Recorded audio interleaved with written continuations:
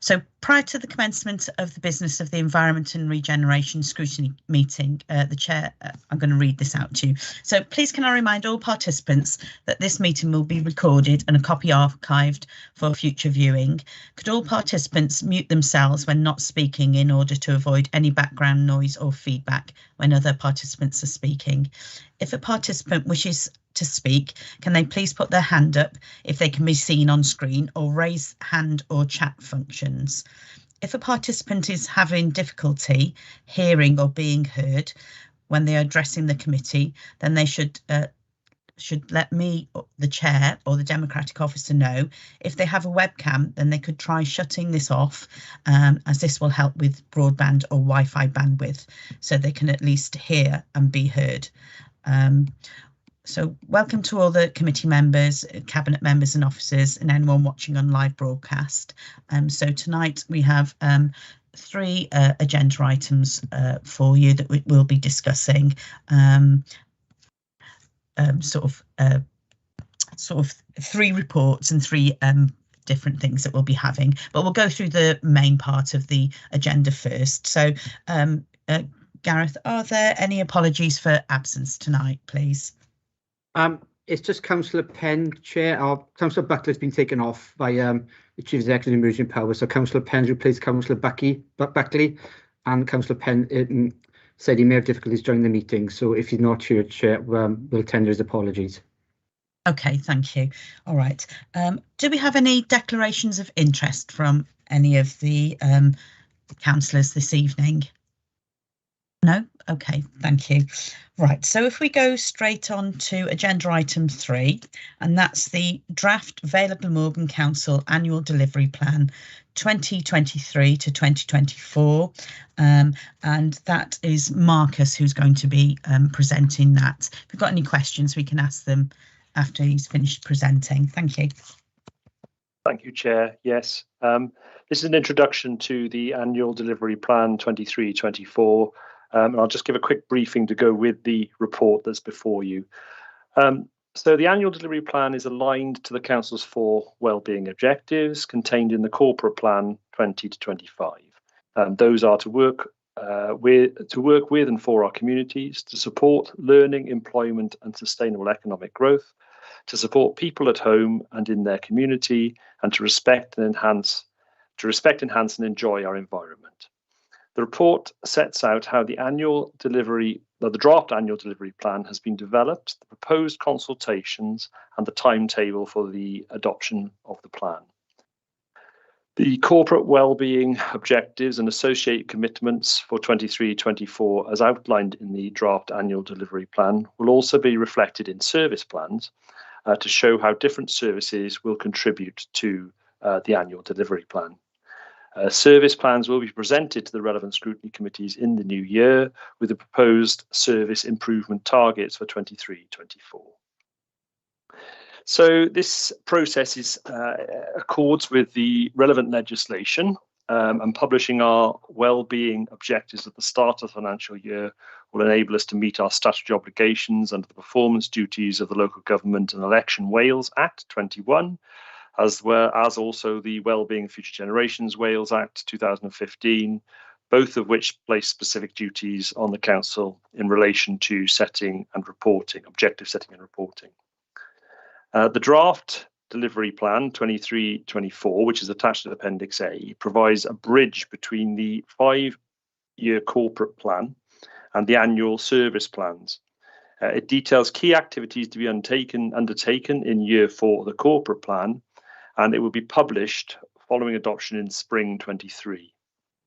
In this year's annual delivery plan, there is a particular emphasis on 3 critical challenges, which many actions of the plan will contribute to. In the previous annual delivery plan, 22-23, we had 6 themes, which were Project Zero, infrastructure, transformation, care and support, hardship, and community capacity. And these remain important issues for the Council, and many of the actions detailed in the plan are reflective of these themes. However, for this year's or 23-24 plan, we believe that the following critical challenges will be a key focus for services across the Council and for many of our partners. Our critical challenges are Number one, cost of living crisis, supporting our residents, local organisations and businesses in the face of rising costs, in particular around energy, food and housing. Two, Project Zero, responding to the climate and nature emergencies and delivering commitments in our climate challenge. And three, organisational resilience, ensuring that we can continue to adapt and in the face of adversity and provide our services despite the financial pressures and workforce challenges that many of us, the council, and our partners and organisations, partner organisations face. So how was the plan developed? It's been developed through a series of detailed discussions with cabinet members and the strategic leadership team of the council. In drafting the plan, the following have been considered: the council performance and expected progress in delivering the actions of the previous annual delivery plan, the annual self-assessment report, the corporate risk register, statutory duties which council has to comply with, likely availability of resources, findings from the work of our regulators such as Audit Wales, views of residents and partners, and also the PSB wellbeing assessment. So in the report, it sets out the timetable for the consultation and approval of the annual delivery plan. And it starts at the 17th of November 2022, when Cabinet approved the draft annual delivery plan for consultation. Moves on to 22nd of November to the 8th of January next year. And at this point, this is when consultation on the plan will be undertaken, including with the public, partners, staff, trade unions, town and community councils, and obviously presentation to all scrutiny committees. In January 23, the ADP, the annual delivery plan, will be amended in response to any of the consultation feedback, relevant consultation feedback that is received. And then in 15th of February 23, it'll be reported back to Corporate Performance and Resources Scrutiny Committee, and they will consider any revisions to the annual delivery plan. And then the 16th of February, Cabinet will consider the final draft plan.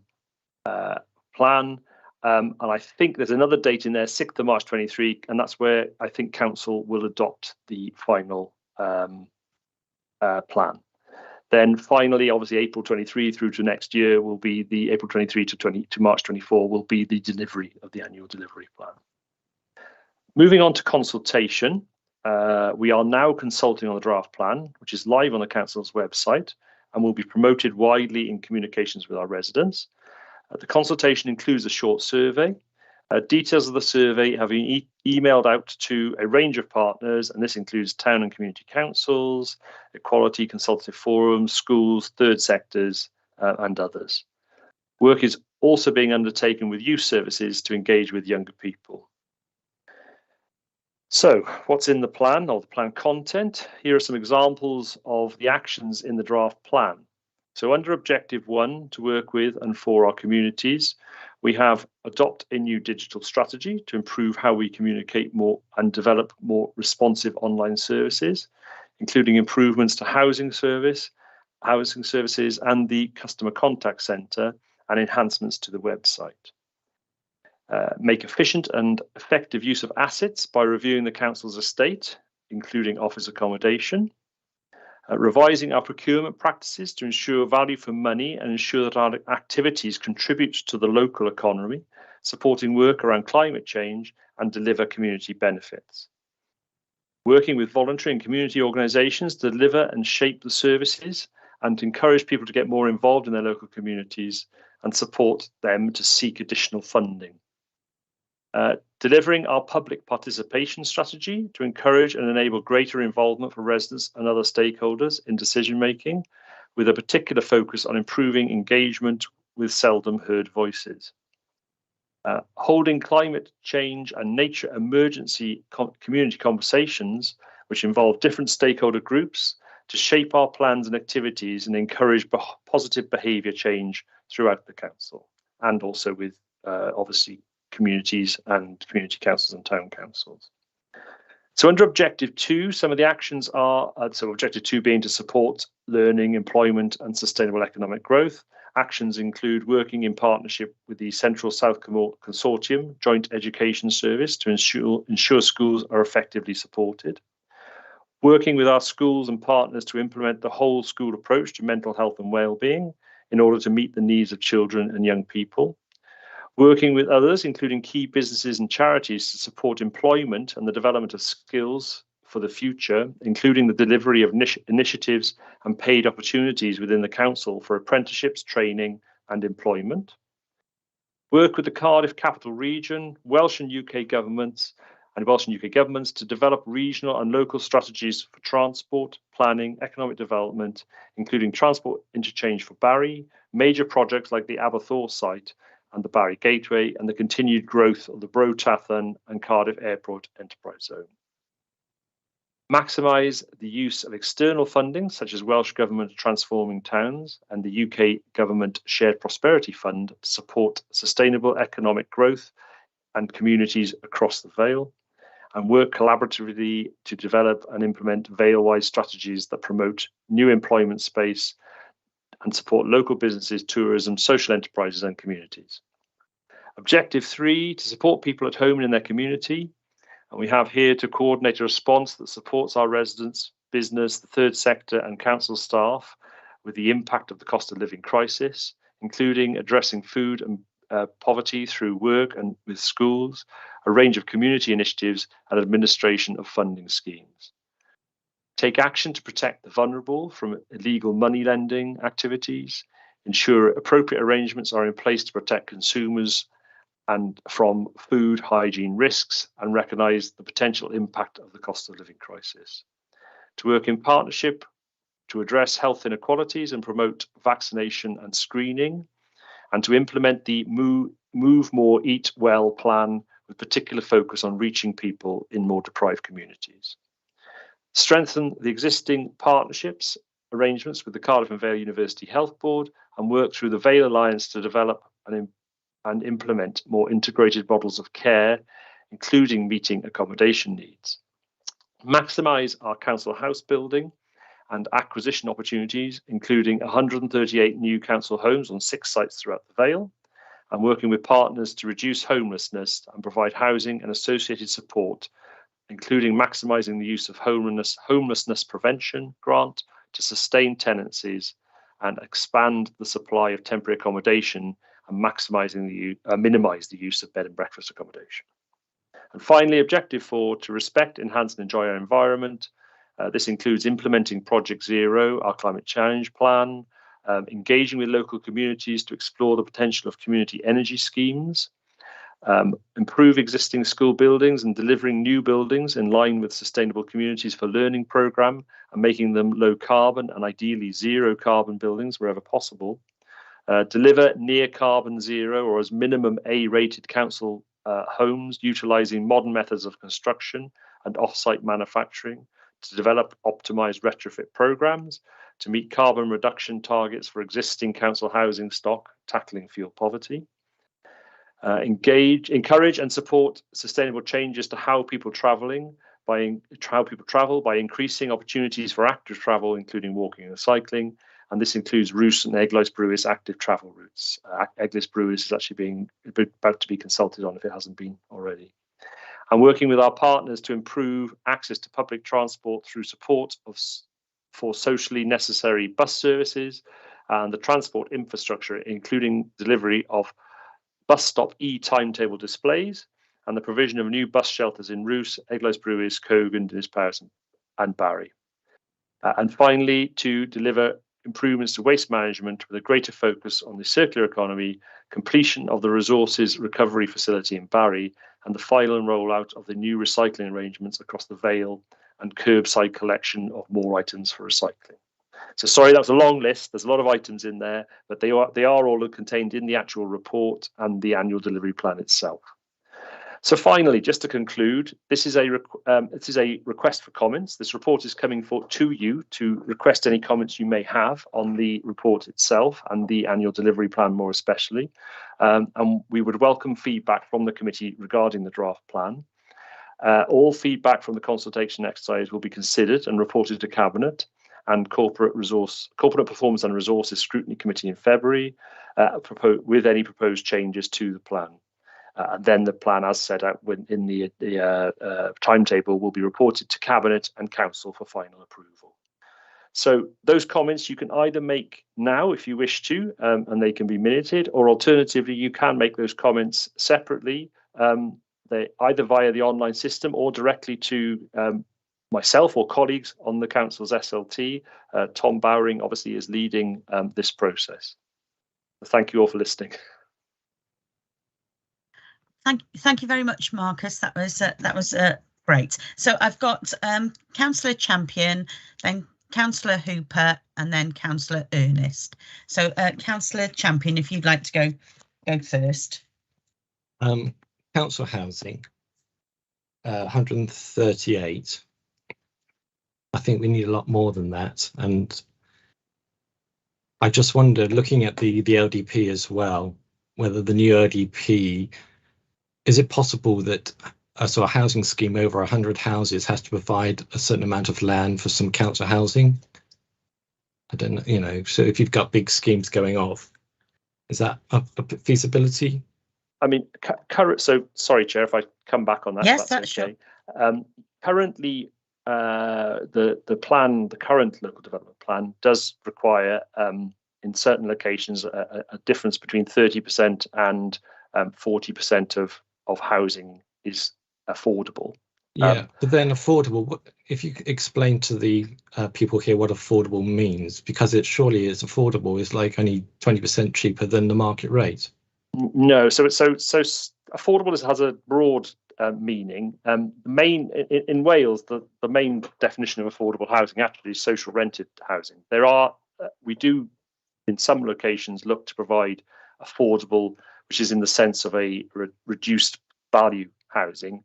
That has to be delivered or managed by also a social housing provider. So that in most schemes where, if you like, affordable housing, affordable for sale housing is provided, it provides a relatively low element of the social housing. So if you have a scheme which is providing 40% affordable housing, 80% of that will be social rented, 20% may be affordable if there is a demand and allocate a notified demand for affordable housing, okay, affordable purchase housing. So that's a process which exists now. When that plan was written, it's fair to say, or the local development plan that was written now, it was and is in place now, we were not building council houses. The council has come into that area in the last 2 years, really, in terms of actually delivering numbers of housing. And of course, the council can still, as a social housing provider, bid along with all the other social housing providers for land that it has to be provided, or for housing which has to be provided in any housing scheme. And often that's a process the council will get involved in. Sometimes the house builders who own the sites have already made arrangements with some of the other social housing providers. Those could include Newydd, Wales and West, or Harvard, who are identified for working in our area. We haven't yet had any who are working with the council, but that doesn't prevent them from doing that. Going forward, we would probably be looking at the sort of suggestion you're making, certainly as part of the replacement local development plan. Yeah. There will be some legal stipulations we may have to cover, and the problem with the planning process is that I think there has to be a level playing field with other social housing providers. So the council can't, if you like, fetter its position by making it easier for it to take that housing on. But I think it's fair to say that the figures that I talked about in terms of social housing will increase. I don't think we're going to see, for example, that 40% figure drop. I think we'll see that go up. Welsh Government themselves have been talking about at least 50% of sites. Now, whether a lot of that will depend on viability, and whether that can be delivered and the site itself will take that, and whether there is obviously at the end of it enough of a profit for the developer who's undertaking it. But certainly we will be moving that way, and the council itself will be actively getting involved in seeking sites out as part of that process. If I really quickly move on to the numbers, and I know you know the 138 sounds relatively low. Remember, that is in the next financial year, so that's 138 council houses in 1 year. That's not a bad position to to be in, and it's certainly a significant improvement on where we've been in past years, and we're building up to higher numbers. In this day and age, it is relatively hard to deliver. We've lost one of our biggest partners in terms of delivering some social housing for the council, which is Jehu. They've gone into administration or gone bust, essentially. We were working with them on a number of schemes, we were working with them directly on one scheme and had other schemes in the pipeline with them. And at the moment, there are very few direct replacements for that company. So it is quite a difficult time and quite a difficult position to be looking to build these houses. The companies who develop them, if you like, for councils, there aren't many left out there. And of course, we all know the main reasons behind that. It all stems from cost inflation and the facts that a lot of these companies bid for certain fixed price contracts and have ended up being really badly burnt as part of that process. So we continue to have faith. We're looking at working in partnership with other councils to see if we can use some of their providers or work with some of their providers to help deliver some of these numbers. But I think it's fair to say 138 is while it's nowhere near enough, you're quite right to say that. I think it's quite ambitious given the position we're in and actually where we are with things like companies like Jehu going bust and our partners having to work with other partners to try and deliver them. So, we'd love it to be more. And remember, that's council housing. So that's not the housing that will get delivered as well by some of the other social housing providers. So I hope that's answered your question. A bit rambling, but I hope that's answered your question. I won't take up any more time because I've had a good whack, but I could come back. I won't. Thanks. Okay. All right. No worries. But we'll note what you had to say when we do the winding up and stuff like that. Okay. I think it was Councillor Hooper. You're next. Thanks, Chair. Thanks, Marcus. Sorry, it was Councillor Ernest, but I'll let you, if that's okay with you, Councillor Ernest, I'll let him carry on. Yes. Thank you. Thanks, I think. So based on what we've just said, then 3 broad areas that I think that I'd like to just talk about. And I think it's worth just thinking in terms of context. So yesterday, NEF, New Economics Foundation, put out a report that said 43% of people living in the UK in 2 years' time will be living with income that's below the minimum income standard. The minimum income standard is what people essentially need to live a normal everyday life. So the context of where we are is hugely damaging for the people who are in the Vale.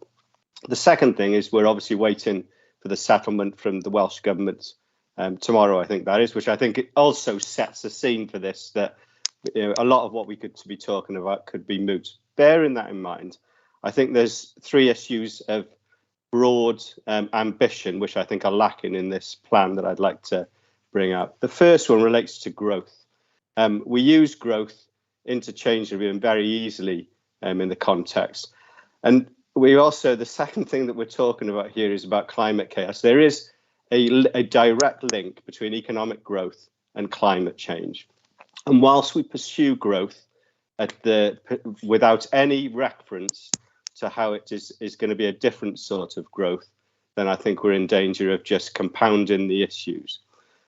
We've got people out there who are starting to work. Kate Rayworth has done work in towns on trying to build a donut, so working within our ecological footprint. Wales, for example, lives 2 times outside of its ecological footprint, and we're just embedding these things into our strategies, yet we're saying there's a climate emergency. These things are, they're not mutually exclusive.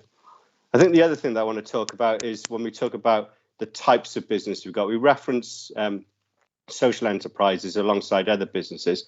There's nothing in the plan about economic democracy and cooperatives. And I think that's a really big opportunity that we should pursue. Cooperatives are 4 times more likely to survive than normal businesses, according to Co-ops UK, when they did analysis at the end of the COVID pandemic. So only a year ago in 2021. It's a real opportunity. It's missed out of this plan. It's missed consistently out of the Cardiff City Region's work as well. So I think it's something that we, if we're serious about resilience, we should be putting in there.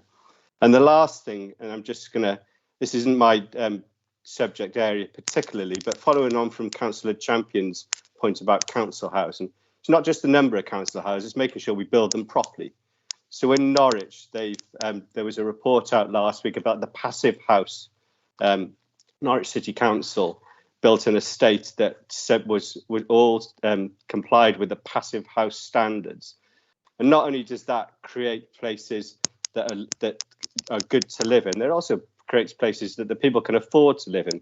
62% decrease in costs for people who are in passive house living. Our builders who come and build on the likes of the ones who come down the waterfront and elsewhere will not build to that standard. It's up to us, I think, to take that mantle on. So if we're going to build 138 council houses, let's build them to a standard that makes sure that they don't need to be retrofitted in 5 years' time, that they're of a standard which is hugely aspirational. So I think we need to look back at this and think about ambition and making sure these things are all interlinked rather than being separate. Thank you. Thank you, Mark. Did you want to come back on any of that, Marcus?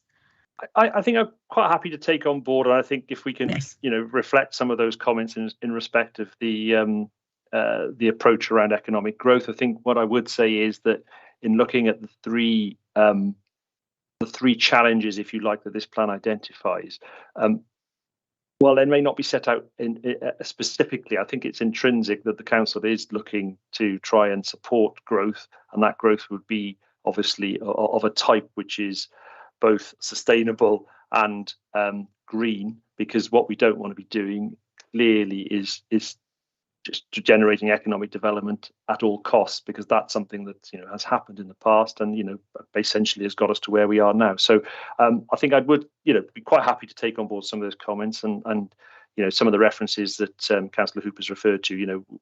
We are aware of, we've been involved with, and we work with people like New Local who have been promoting some of those ideas for some time. So we're very happy to take that on board.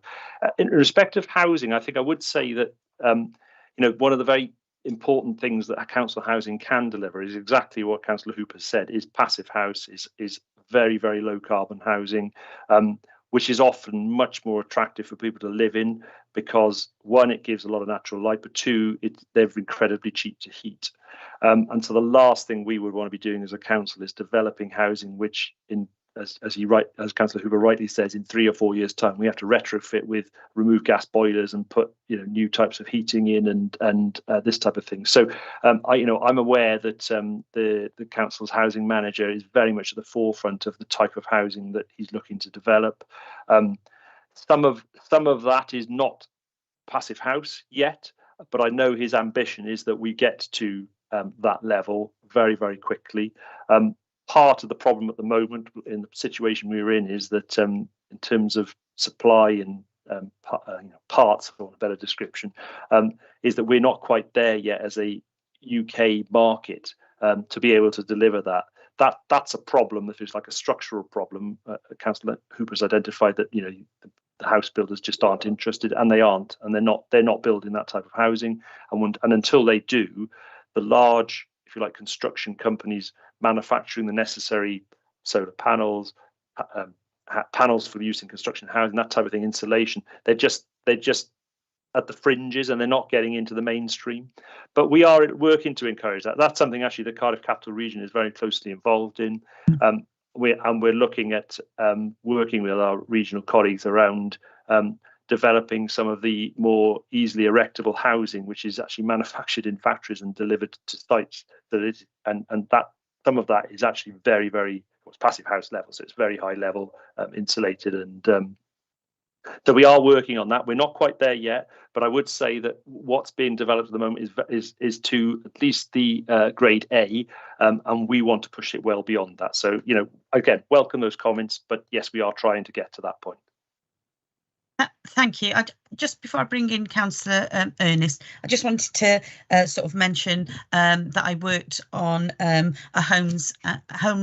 housing and homelessness task and finish group last year for sort of Homes and Safe Communities Forum, and one of the recommendations there was for us to work with other councils for the buying of modern methods of construction, the houses that you're talking about, to ensure that they meet Welsh Government standards for, sort of getting towards passive housing and stuff like that. What I would also say is, I think you've mentioned Norfolk. I think it's actually a Barry lad who's director of housing there. Is it Lee Robson? Yes, so we do know about that, because I think they actually won a prize. The architects won a prize for the building of those social houses there. But yes, I know that what I've worked on previously, that yes, procurement and things like that to club together with other sort of councils to buy the modern methods of construction, the houses and stuff like that, helps to bring costs down, and is something that was recommended on the task and finish group that we completed last year, along with loads of other stuff as well about social housing and stuff like that. But I take your points, Councillor Hooper and Marcus as well. But sorry about that, Councillor Ernest, chewing into your time, but if you'd like to go ahead, that'd be fantastic. Yes, thank you, Chairman. Well, obviously, this is a very wide-ranging report, Chairman, and I've read it earlier and I'm rereading it again as we go along. I think one of the points that comes across to me, representing a ward in the Eastern Vale, is there's very little in it for the eastern part of the Vale. There are many references to Barry, to the West Vale, to Aberthaw, the airport and so on and so forth. I see very few references to East Vale, by which I mean sort of Penarth, Dinas Powys, Surrey, the larger communities this end of the patch. So maybe Marcus would be able to give a bit more emphasis on this in the final plan. The other thing is, talking of housing. Housing is not my area, but I do hope that in developing housing, whether it be social housing or indeed private housing, that we go for a range of houses, not just the traditional 3 and 4 bedroom houses, but we must cater for the elderly. Even in the private sector, we must cater for that as well. There are still many people who would like bungalows. The sale of bungalows in Penarth is amazing. The prices they go for, 650, 700, 750 for a relatively small bungalow on a decent plot of land. And it shows that they're very popular and they sell extremely quickly. So it's a form of housing development that maybe has been overlooked for many decades, but maybe there's a future for those in the future. I'll finish my remarks by saying, Chairman, that I think this is a plan that really needs further debate, more than we can effectively give it this evening. And I was going to suggest to you, Chairman, that we might have a workshop in the same way as the Cabinet have had a workshop, so that members can sit around a table when we get together in the new year, and I'm assured we are going to get together in the new year, and we'll be able to put the points across the table, not only to Marcus, but his colleagues as well, and draw out some of the finer points in the plan before it goes forward for, further consideration and final approval. And maybe at that stage, we can bring in some of the views from the town and community councils and other consultees that we've been contacting. So may I put that to you, Chairman, if committee would be minded to approve that? Thank you. Thank you, Anthony Ernest, for that. To be honest, I'm not sure whether that's something that we would normally do, but I'm happy to have that debate and stuff like that. But obviously Marcus has said that he's happy for people to sort of contact them to talk to them about the different points that they have. He's also said that we can actually fill things on the survey online, things like that as well. Marcus, I don't know whether this is doable for your officers, something like this. I think, I mean, obviously that would be my colleague Tom Bowering to comment on as a corporate director in terms of what's going on. So I couldn't really say. I mean, obviously the timetable has been set out and it's quite a strict timetable. We have to get the plan in place by obviously and adopted for March of next year. Time is tight. So I wouldn't like to say that it is doable. It's not in my gift to say that. Certainly if the committee wanted to make that recommendation, they could certainly ask for that to happen. Whether it can be granted is another question. I can't really answer that question, I'm afraid. I think, Chairman, in that case, then I would simply say, could I move that the committee do ask that we have a workshop? I think it would be beneficial for all members. Some of us are new back on the council, some are new altogether, some have been here for a number of years. So there are many views, many thoughts that will go into this, and I think it'd be beneficial for us all. Thank you. Okay, so I have a motion that's been moved. Do I have anybody who'd second that? Councillor Champion. Everybody in agreement with that on the council, or? Yes, okay, so we can ask. We'll ask Tom Bowring whether that's doable or not. Thank you very much, Chairman. But also, please don't forget the other ways that you can actually feed into this as well. And obviously, you know, there's probably more information out there that we can read as well. Okay, so I've got Councillor Perry. If you'd like to go next, Councillor. Yeah, just without repeating what's just been said by other members, I've just had a meeting with the local PCSO on actual housing problems, and it's great that everyone wants passive housing and all this quality housing. Tenants want to move into new housing, so it attracts people. The situation I've got in St Nicholas with the new housing that was built on the Red Road development and the Waterstone development is that it's attracting residents in, but they're very transient. They move here, they realise there are no facilities, no amenities, and then they move away. And neither myself nor the police can actually keep up with what's going on, because people are coming and going. So it's a stopgap solution, and we want to have people moving somewhere to where the house is actually in the right place to where they want to be. Otherwise, we're just creating demand and building more houses and more houses. But if not in the right place, people will then use it as a temporary location. Nice house, like it's all very warm, very cheap to heat, but there's no shop. Yeah, there's no pub, there's no bar, there's no cafe, there's no park, there's no village green, there's nothing here.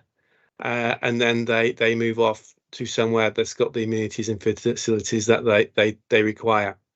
So if we can pay a bit more attention to putting things in the right location. Thank you, Councillor Perry. I do believe that isn't there the local housing policy? I'm probably saying the wrong words, but where people can choose to a certain extent in the rural Vale if they want to live in a certain area, if they've got a local connection and things like that. Is that correct?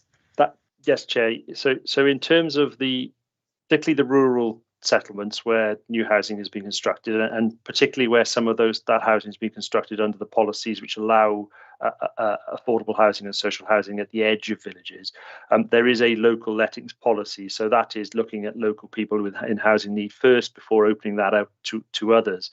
I can't really comment on specific cases, obviously, Councillor Perry's referred to, but I know that policy is definitely aimed at ensuring that happens. What I would say is that it clearly some of the housing, and we talked about this earlier in the meeting, some of the housing is not council housing. It is social rented housing delivered by our social housing partners. And the way that is, if you like, managed and in terms let, although we have a say in it, we don't actually control that. So I am aware that we have had some situations in the past where perhaps it hasn't gone the way we would have liked. But that's one of the reasons why we want to deliver more council housing, because I think it will give the council, more control, but it also gives, democracy, if you like, to local residents and communities, because they clearly have their local councillors that they can work with over any issues that might arise. But I think it's fair to say that local lettings policy is really important and has been quite successful in the past, particularly in some of the communities where housing has been built. Thank you, and thank you for your comments as well, Councillor Perry. It's always worth having the feedback as well. So I've now got Councillor Burnett who'd like to come in, if that's okay with the committee. Yes, okay, thank you, Councillor. Thank you, Go Chair. ahead. Yeah, I'm Councillor Brooks wasn't able to attend tonight, so I'm de facto cabinet member for place tonight. Just a couple of comments. An interesting conversation, and probably the most in-depth conversation that we've had on this, because this is now the 4th scrutiny committee that there have been discussions on this, and each scrutiny committee takes its own remit. So it will be interesting to compare the conversations on housing in this one versus the conversations on housing in Homes and Safe Communities Scrutiny Committee, because their remit is to look at that, and that goes forward to corporate performance and resources tomorrow night. And so corporate performance and resources will take an overview of the committees. I think it's worth noting that this is the annual delivery plan. So while we have wider aims, they're covered in the corporate plan, which, all right, we're halfway through. And that's why this annual plan has cross-cutting themes, which include obviously the cost of living crisis that we've got, the climate emergency and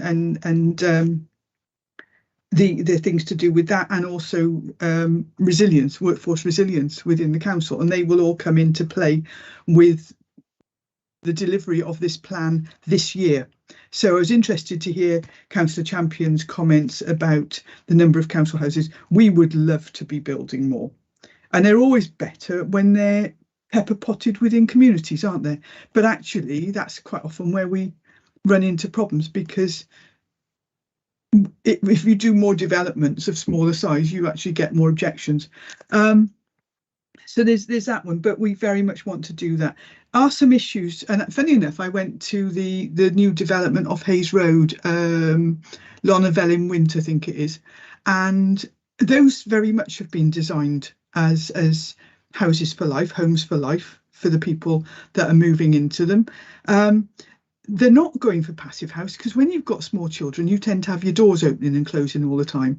But they are looking at moving towards zero carbon and the technologies.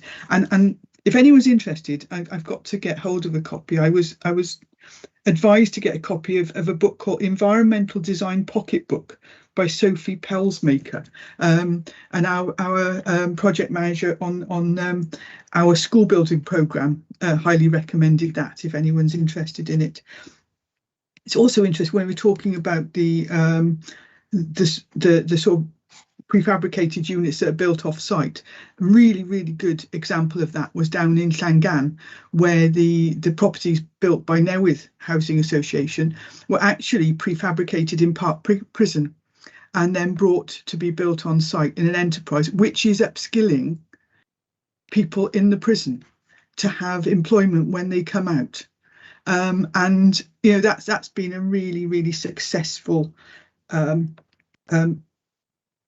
project. But also one of the Meet the Buyers events that we held, where the economic development team ran as part of, I think it was part of the Foundation Economy programme that we did, Marcus, I think, where Maddie and Jill organised a Meet the Buyers event specifically to do with talking to local businesses about upskilling for green skills to help with retrofitting houses and developing houses and that sort of thing, and in that way develop the economy or the local economy and help to bring those skills back in locally. In terms of co-ops and social enterprise, I don't think I need persuading. I mean, it goes, our Big Fresh catering company is built on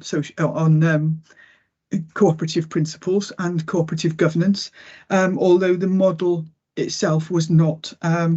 And I actually contributed to the Cooperative Commission a number of years ago in terms of that. But the other thing is I know that Welsh Government want to push social enterprise, and so do I. At the end of the day, it's what my profession was. But in terms of local economy, I think we have to go down the route of talking about social businesses, because a lot of our social businesses are very close. A lot of our local small businesses are very close to being social businesses, where they provide local jobs, they take a salary, they're not sucking money out of the economy, their workforce live in the local area, they contribute to the local area. And so I think we need to be very clear about whether we're going for a brand of a social enterprise, which is an area that we need to help develop. But actually, I also support small local businesses and think we should be doing them. But in terms of, you've got lots of ideas and want to make those ideas heard, I think that's absolutely brilliant. What I would say, both for now and in the future, reports like this go to every single scrutiny committee. You don't have to be a member of those scrutiny committees to attend and to make a contribution within their remit. So the terms of reference for every scrutiny are available on the internet, and so you can contribute to those, and you can also attend corporate performance and resources tomorrow night and make additional comments there should you wish. And then, you know, obviously within the timescales, we're able to bring those back and collate them, so that the final report will then be subject to further scrutiny. So I think that's all that I've got for today. But if anyone can think of anything else that they need me to comment on, happy to do so. Thanks, Chair. Thank you, Councillor Burnett. Councillor Champion, did you want to come back in? If I could very quickly. Yes. I know this is only a year plan, but I wasn't around last year. So it's my first opportunity to actually make some sort of impact, and hopefully I'll be around next year. I can look at next year's plan. Okay, thank you. So there was quite a few. Can I make a comment? Yeah, sure. Because I think that's actually very important, Councillor Champion, is that, as I said, this is 1 year plan. It is derived, although be it with tweaks, from the corporate plan. While they're designed to be 5-year plans, I don't think anybody foresaw some of the huge changes that we've had. But in the same way as, you know, you will see in the next agenda item, we are actually monitoring this year's delivery plan currently, and so it is an ongoing process that we are devising next year's while we monitor this year's, and the monitoring of this year's will go forward towards developing next year's. So it is important that we keep having these conversations about what's changing, what's important and what matters, so that our plans going forward are as accurate as they possibly can be. Okay, thank you very much. Thank you. So that, I think we've had a really good discussion and some really, you know, sort of ideas that have come forward that'll help. So Marcus, have you got a lot of the ideas that people have put forward? Have you got that already, or is Gareth going to note it for us and send it on? I'm hoping Gareth noted it in the minutes for us to take forward. I certainly can take forward if need to, but I'm hoping Gareth. Yes, he has. There we are. Of course. Thank you, Gareth. Yeah. So and also for us, as Councillor Ernest suggested, if we can perhaps write to Tom Bowery to see if we can have a workshop on some of these things in the new year, and see what he comes back with, or if he's got some other suggestions of how we can sort of get involved and things like that, or any support that we need. So thank you very much for that. That was a really interesting debate. So now we go on to agenda item 4, and that is the annual delivery plan. No, I beg your pardon. Yes, I was right. The annual delivery plan monitoring report, Q2 performance. And I think we've got Emma and Marcus who are going to be presenting this. Are you dividing up what you're going to be reporting on, or? Yeah, I mean, do you want me to I don't mind sort of running through the monitoring report really quickly, and then yes. Emma will help with the answering of questions, if that's all right with you, Emma. That's absolutely fine with me. It's quite a straightforward report, so that's fine. Yes, that'd be lovely. All right, no problem at all. Thank you, Chair. So this is the Q2 annual delivery plan monitoring report for 22-23. If I will share the screen, if that's okay, from the presentation, because I think that makes it a little bit easier for everyone. Bear with me one second. Right, I'm assuming everyone can see that, can they? Yeah, brilliant. Thank you very much. Yeah, so here we are. The overall red, amber, green status for the annual delivery plan is green. You'll see that that's all the directions of travel under objective 1, 2, 3, and 4 remain largely unchanged, as does the annual delivery plan itself at green. In terms of performance indicators, we do have under each of those amber and indicated. That's not unusual, I would add, because of where we are in the life of the plan. This is the if you like, this is the second monitoring report. There are 4, obviously, for every quarter.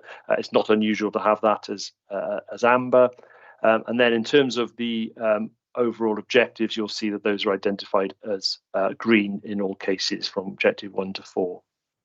So moving on to what we've achieved under the various objectives. I won't go through all of these because you'll be sick of my voice, but a couple of things which are actually do, if you like, reflect back on the conversations that have happened previously tonight. So under objective 1, which is working with and for our communities, we've continued to engage with residents and stakeholders on the new, it says regional, it's replacement local development plan. We have engaged on the recycling and waste management strategy and proposed a number of proposed active travel schemes. I think I mentioned the Eglwys Brewis one, which is currently out for consultation as well. That's obviously in the next quarter. But we have also engaged with Keep Wales Tidy to keep local opinions, or to gauge local opinions in respect to services. There's new provision of beach buggies, wheelchairs at Whitmore Bay, and new changing facilities. And remember, this was obviously in quarter 2, which is when those facilities would have been very heavily used. And they're located at the main public conveniences at the Western Shelter, and that improves accessibility for residents. Under objective 2, supporting learning, employment, and sustainable economic growth. We've had confirmation that the Vale of Glamorgan Council will get approximately 14 million under the UK Government Share Prosperity Fund, which we will have until March 25 to spend. There is a profile now associated with that spending, which the year does include the current financial year we're in, next year and the year after. And we're working really hard to bring that profile forward. And for those members that are interested, there is a report going to Cabinet on Thursday, which highlights how some of that money will be allocated, or how we intend some of that money be allocated, and the processes that will go with it. We've also made a bid under the UK Government's Levelling Up Fund, the bid totaling 20 million. That was in quarter 2, that bid was made. We haven't yet heard what the outcome is. We were expecting the outcome to be made before Christmas. We are told it may be after Christmas now. And we've created 2 senior posts in our Creative Communities team to work with communities on both economic and community growth. And we've also appointed 2 new senior project managers to help facilitate major projects going forward. I have to say, it's no mean feat to get good people in these posts at the moment. Everyone who's been involved in recruitment will tell you that it's extremely difficult to get really good candidates. So we're really pleased that we've got some really good candidates in those roles. In objective 3, supporting people at home in the community, I noticed that we've got 89% of the 36 dwellings approved through the planning system during quarter 2 were designated as affordable housing. So that goes back to Councillor Champion's comments in the previous plan. So we are pushing very hard on the affordable housing provision. We've also approved new affordable housing development at Homeview Barry during quarter 2, and also secured £500,000 of Welsh Government local transport funding to upgrade bus shelters and include e-timetable displays. So all really good stuff there. And finally, in respect of objective 4, respect, enhance and enjoy our environment, the local nature partnership has continued to support groups across the Vale to deliver biodiversity projects, with funding available up to a value of £500 a project.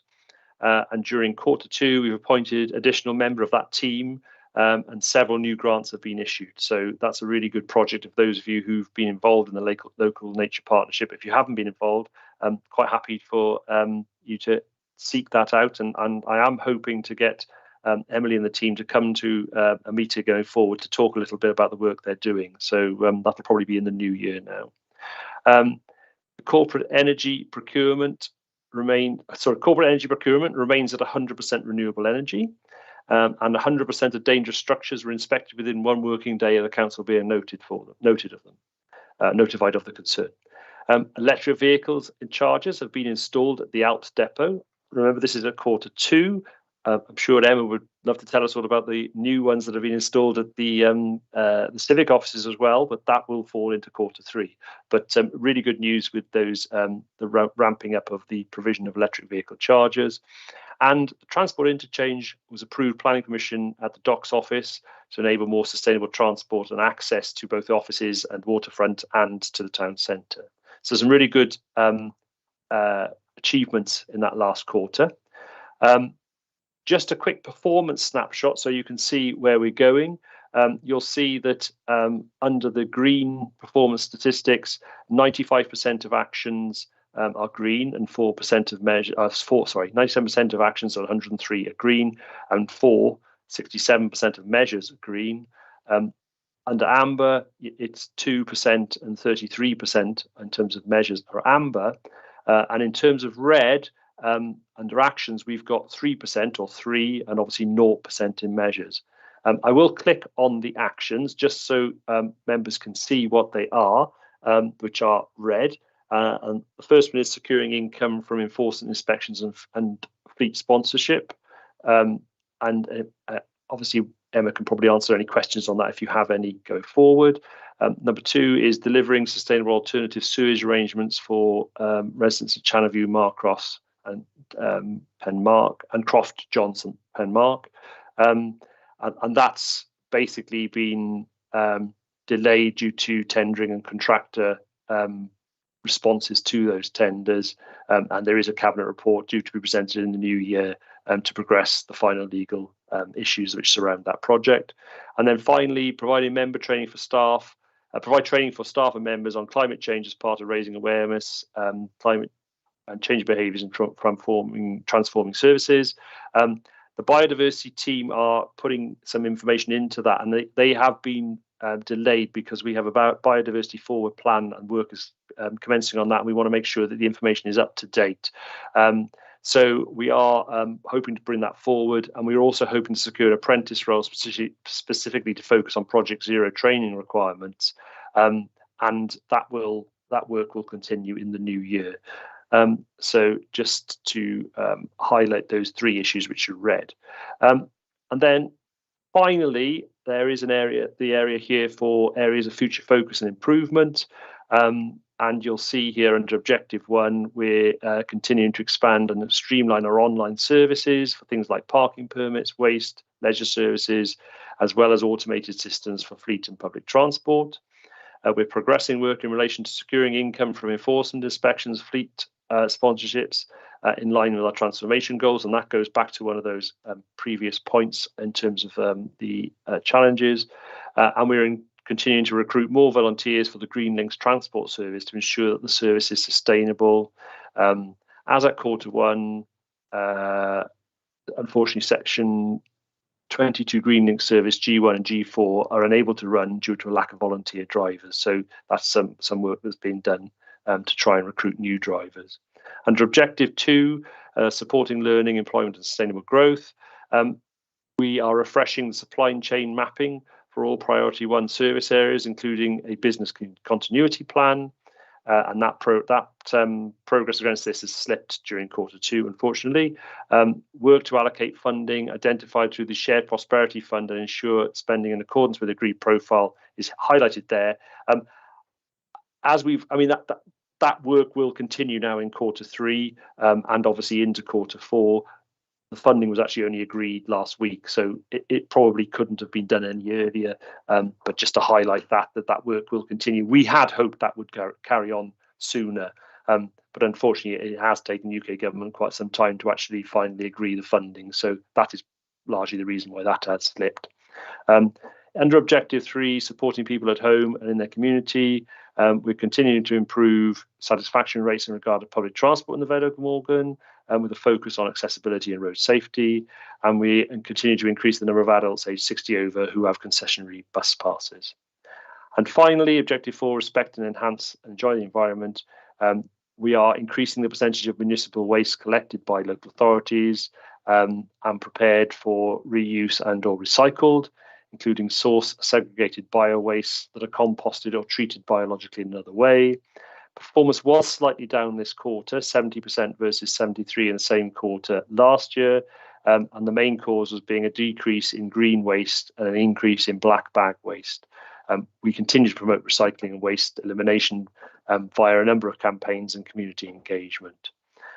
Progress in the LED streetlight conversion programme to increase the percentage of lights converted to LED has continued, and a number of children needing transport to school. The number of children needing transport to school, increasing COVID cases, and a lack of relief drivers and spiralling costs is a challenge to our transport service and our goal to increase service efficiencies and reduce carbon emissions. So I think everyone will recognise that those increasing costs and other challenges will have an impact on that service.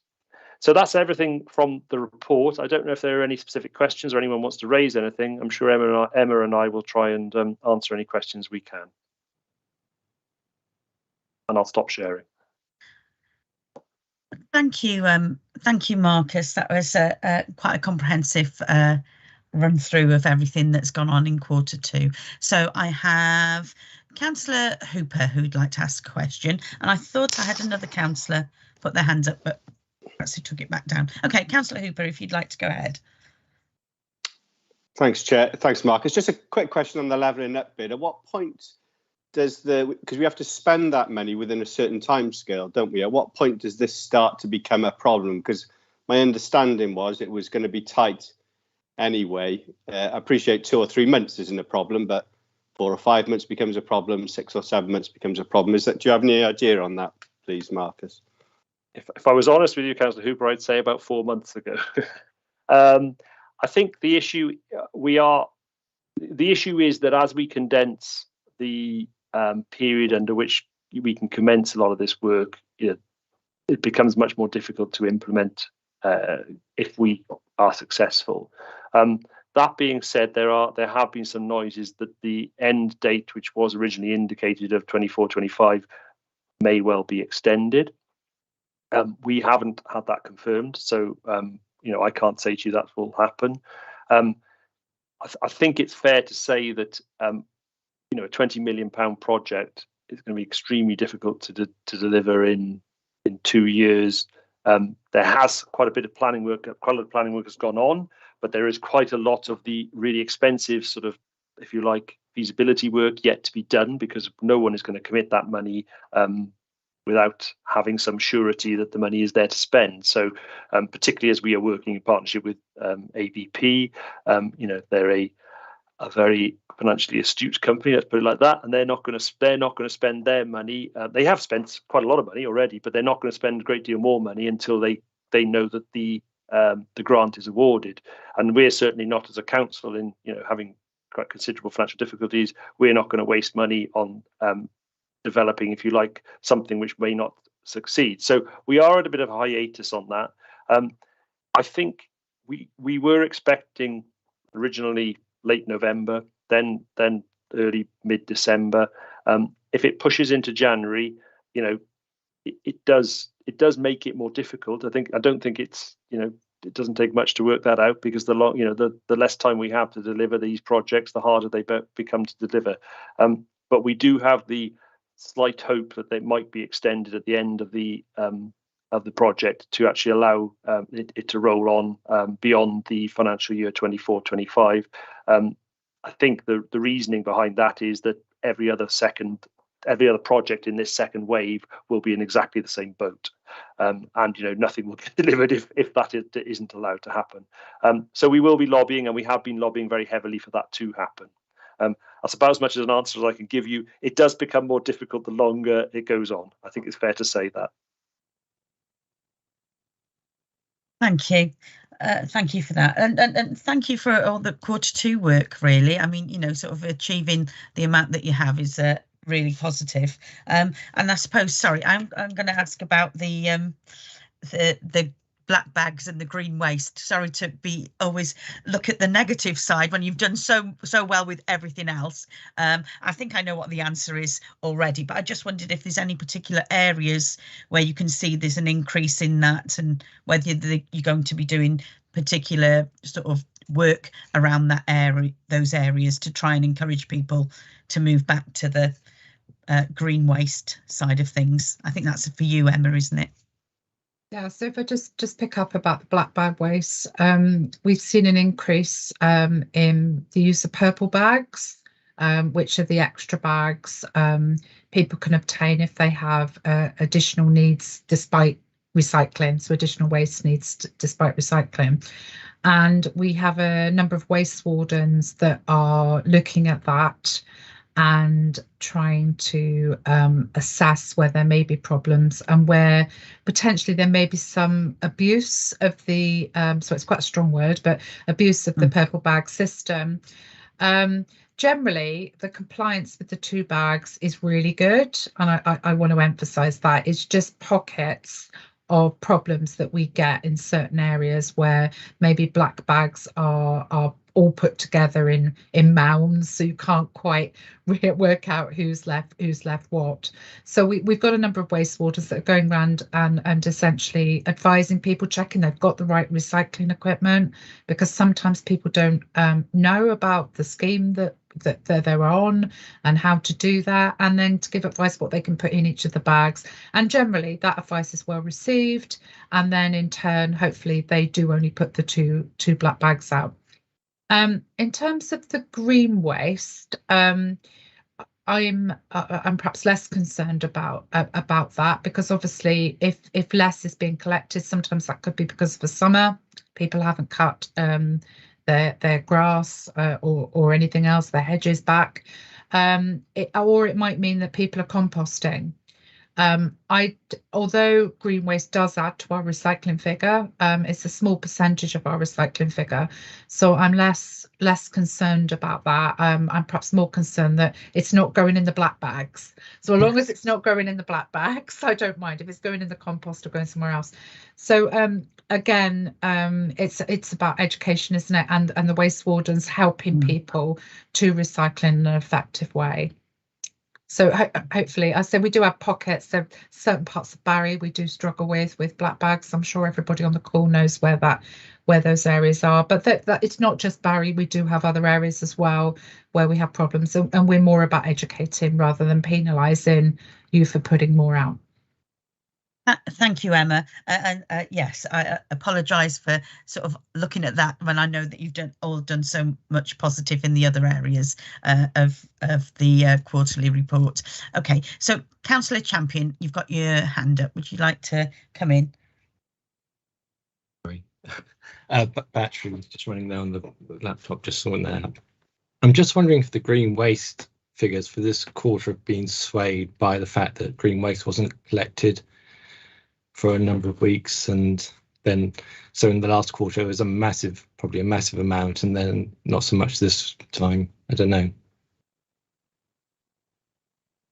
Sorry, when you say wasn't collected, we were behind for a few weeks, and we had some COVID issues, but generally the waste was criticism collected. Of yourself. Yeah.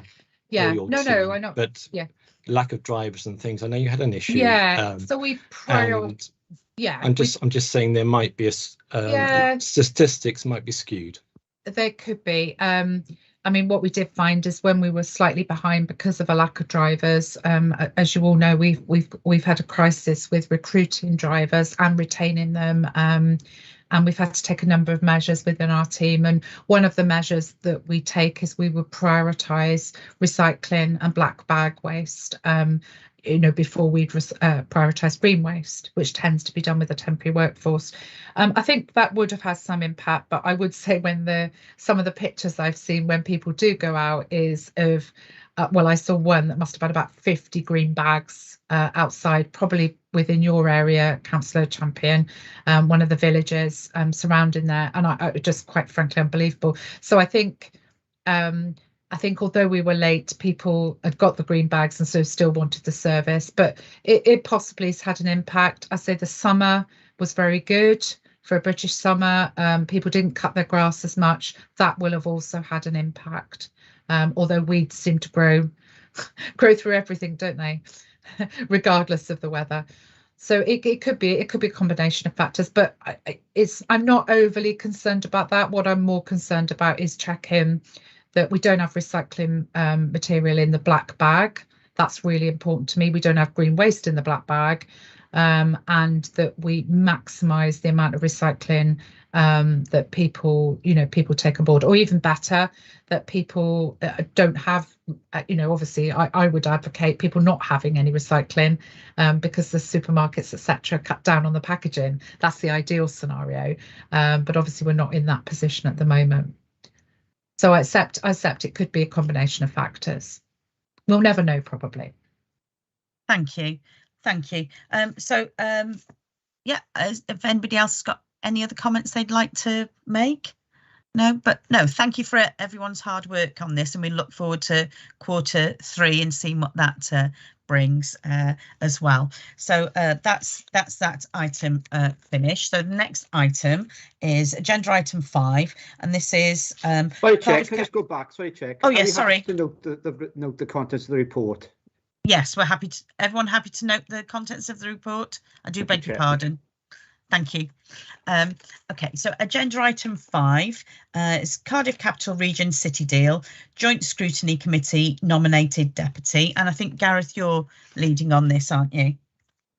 Yeah, thank you, Chair. Just very briefly, members should recall Mark's presentation on the City Deal back in October, I believe. And members should be aware that there is a Joint Scrutiny Committee made up of members of each of the 10 local authorities. The former representative of the Vale Glamorgan is automatically the chair of this Scrutiny Committee.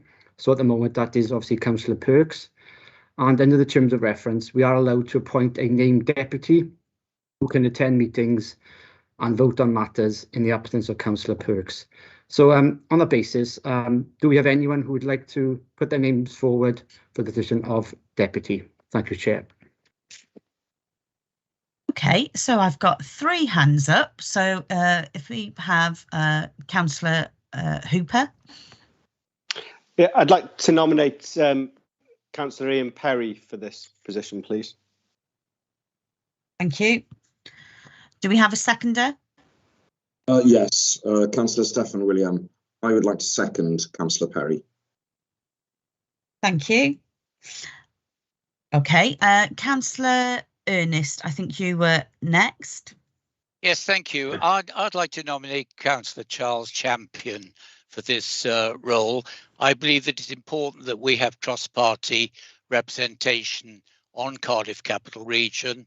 We're attracting funding, substantial funding from the Levelling Up project put forward by Westminster, and Charles has got a very good background in this sort of work, and I'm sure he'd be an excellent addition to the to yourself, Chairman, on the Cardiff Capital Region. Thank you. Do we have a seconder for Councillor Champion? Yeah, I'll second him. Sorry, who was that? Vince Driscoll. Okay, thank you, Vince. So, Councillor Driscoll, sorry. Okay, and then I have Councillor Catherine Inucci. Yeah, I'd like to nominate Julie Aviat as well, please. I think given that she's already the vice chair of this committee, it makes the most sense. And I think that Julie would be really good as part of that committee. Okay, thank you. Do I have a seconder for? I would second that. Okay. Councillor Pamela Drake, okay.